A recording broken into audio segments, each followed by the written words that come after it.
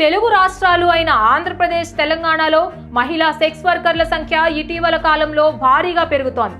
ఇటీవల విడుదలైన నివేదికలు, అధ్యయనాల ఆధారంగా రెండు రాష్ట్రాలు గణనీయమైన సంఖ్యలో మహిళా సెక్స్ వర్కర్లను కలిగి ఉన్నాయని తెలుస్తోంది. 2025 జూన్ 2న ప్రచురితమైన programmatic mapping and population size estimation అధ్యయనం భారతదేశంలో మహిళా సెక్స్ వర్కర్ల మొత్తం సంఖ్య 9,95,499గా అంచనా వేసింది.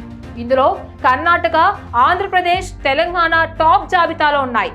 ఇందులో కర్ణాటక 15.4%తో మొదటి స్థానంలో ఉంది. ఆ తరువాత ఆంధ్రప్రదేశ్ 12%తో రెండో స్థానంలో, మహారాష్ట్ర 9.6%తో మూడో స్థానంలో, ఢిల్లీ 8.9%తో నాలుగవ స్థానంలో, అలాగే తెలంగాణ 7.6%తో ఐదవ స్థానంలో ఉన్నాయి. ఈ 5 రాష్ట్రాలు దేశంలోని మొత్తం మహిళా సెక్స్ వర్కర్లలో 53% ఉన్నట్లు తాజా నివేదిక తెలిపింది.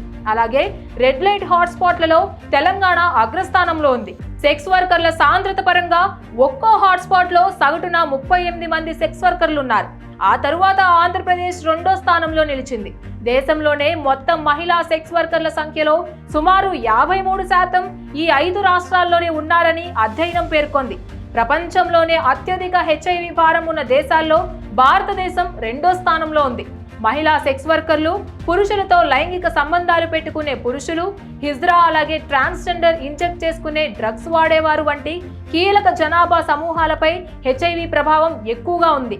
ఈ అధ్యయనం భారతదేశంలోని 32 రాష్ట్రాలు, కేంద్రపాలిత ప్రాంతాల్లోని 651 జిల్లాల్లో జరిగింది.